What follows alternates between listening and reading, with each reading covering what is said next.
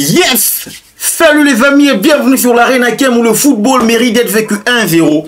Chelsea-Manchester United, il fallait obligatoirement gagner face à Manchester United parce que il y avait une place très importante à aller chercher en Champions League. Le plus important, c'était en tout cas de rester dans la course pour la prochaine Champions League. On est à ça de l'être. Les amis, avant que je puisse développer cette vidéo, commence par t'abonner, liker et partager la chaîne. Let's go pour le débrief. Les amis, il y avait un Chelsea-Manchester United, un derby, même si ça n'a plus de saveur comme c'était le cas auparavant. Un Manchester United aux abonnés morts et surtout avec un Chelsea qui se cherche encore, ce qui veut dire que ce derby devient de plus en plus commence à désintéresser plus d'un.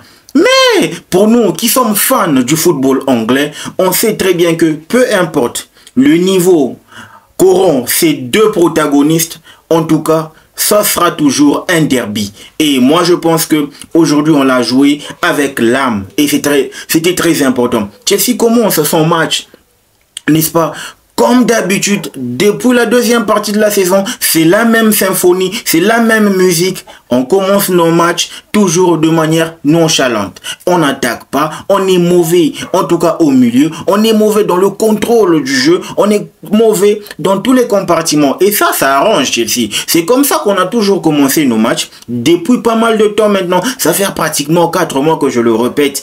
Et encore, et encore, et encore, et encore, que les premières périodes de Chelsea n'ont plus de saveur. Surtout depuis cette saison 2024-2025, les amis. Ça a commencé comme ça jusqu'à attendre l'ouverture du score de Maguire, heureusement signalé hors jeu, c'était important de le noter. Mais moi je pense que dans ce match-là, en deuxième période, comme ce fut le cas face à Newcastle, on l'a récidivé aujourd'hui face à Manchester United. Et on a récidivé en deuxième période.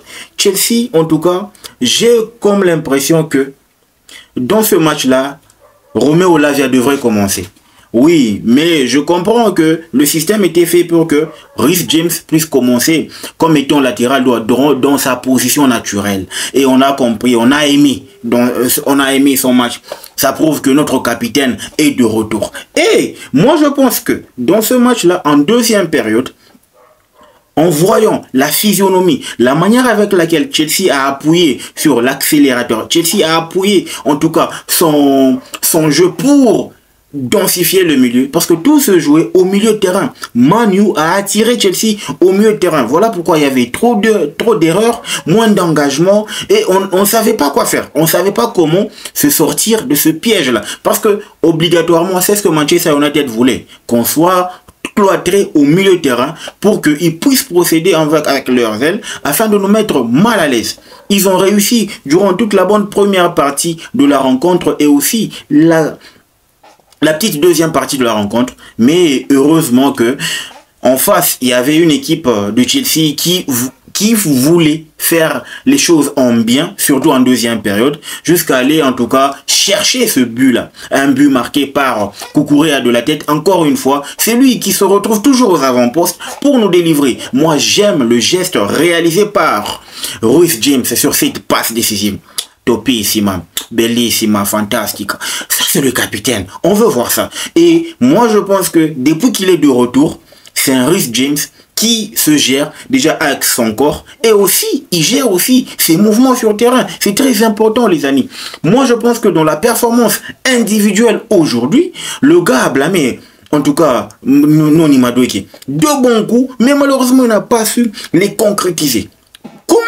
Comment tu peux faire ça à partir du moment où on est en train de chercher la qualification, on est en train de chercher à nous sécuriser au score, marque le deuxième but pour que nous soyons à l'abri, étant donné qu'en face il y a Manchester United qui peut te faire du sale parce que Manu n'avait rien à perdre dans ce match. Manu n'avait rien à perdre dans ce match. Le plus important pour Noni Madueke, il doit apprendre à réfléchir avant même de recevoir le ballon. C'est ce qui va faire en sorte que lui, il puisse pas faire long feu, n'est-ce pas, dans cette équipe de Chelsea. Je crains fort au vu de son attitude et surtout dans ses dernières prises de décision.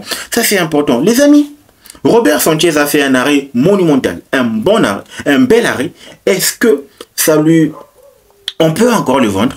Parce que il commence à me donner l'impression que c'est un gars qui est en train de supporter le poids du maillot de Chelsea, le poids des médias, en tout cas qui rôdent autour de Chelsea, le poids en tout cas du calibre de Chelsea, le poids de la grogne des fans.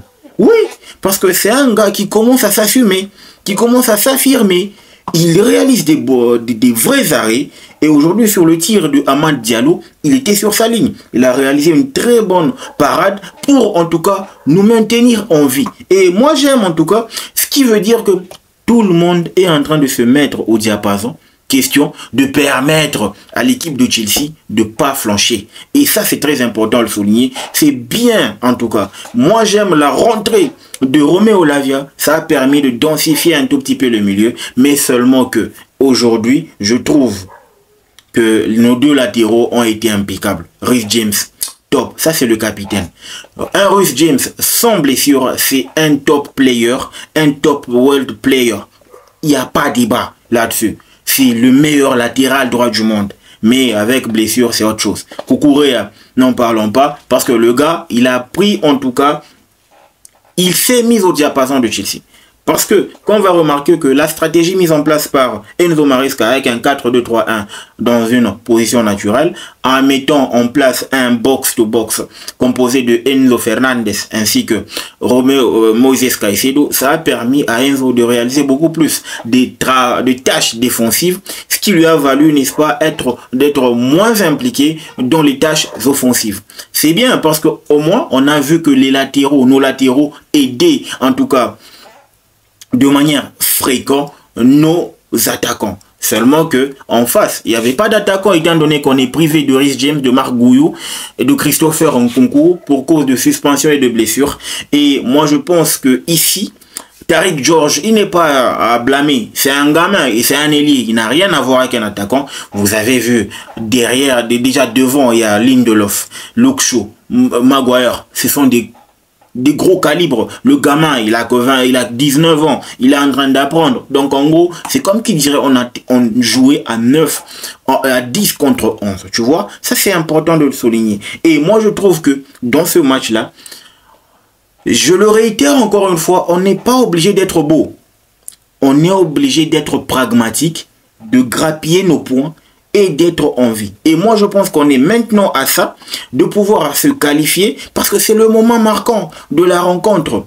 C'est cette victoire, ce but. Parce que ce but, il arrive au moment où on cherchait à se libérer. Parce que vous savez très bien que nos joueurs, ils sont tellement jeunes que le poids, la pression du résultat, la pression de résultat pour dire que on doit forcément marquer pour se qualifier pour la prochaine Champions League. Ça joue. C'est un poids mental. Il faut être vraiment coriace mentalement pour se sortir de ce fardeau-là. Et aujourd'hui, il fallait que ce but-là arrive pour que Chelsea respire. Et c'est ce que j'ai aimé au fait. On a eu du répondant. Et c'est bien. C'est vraiment bien. Et donc, je pense que ici, il est question d'améliorer seulement notre façon d'aborder nos premières rencontres. C'est vrai, il ne reste qu'un seul match en Barclays English Premier League. En ligne de mire, on a la Coupe du Monde des clubs. Voyons d'abord ce que ça va donner. Mais actuellement, concentrons-nous sur la dernière rencontre qui va être comme une finale parce qu'on ira jouer, n'est-ce pas, à Nottingham Forest. Vous savez très bien que Nottingham est injouable ces derniers temps, surtout à domicile. Donc, ce qui veut dire que on a respiré parce que c'était important de gagner. 1-0, 66 points. Nottingham doit jouer pour, en tout cas, gagner. Mais si jamais Nottingham perdait, ça nous met officiellement en pole position de pouvoir, en tout cas, être assuré de se qualifier. Vous avez vu, on est dans le top 5. C'est important de le souligner. Chelsea doit corriger sérieusement ces entames de match parce que à Nottingham ça va pas pardonner. Ils sont forts, ils te font courir, ils sont coriaces au milieu et ils exploitent très bien les failles de leurs adversaires. Et nous on connaît tous nos failles. Je peux pas les répéter encore une fois, en tout cas dans cette vidéo. Mais le plus important c'est qu'il faut que vous sachiez que là il fallait qu'on puisse gagner. C'était nécessaire, c'était important. 1-0, but marqué par Cucurella. On doit chapeau l'artiste. Et il fallait. sérieusement aborder ce match-là avec détermination. On n'a pas été bon durant toute la partie. On n'a pas été bon, en tout cas, dans la plupart des temps. On a gâché certaines occasions. On a vraiment réalisé quelques déchets. Ça arrive. Mais le plus important, c'est qu'il fallait qu'on gagne. 66 points au compteur. Je pense qu'on a fait le meilleur ratio comparativement à la saison dernière. Dites-moi ce que vous en pensez en commentaire. N'oubliez pas de vous abonner, de liker, de partager la chaîne. Le football mérite d'être vécu. Ciao!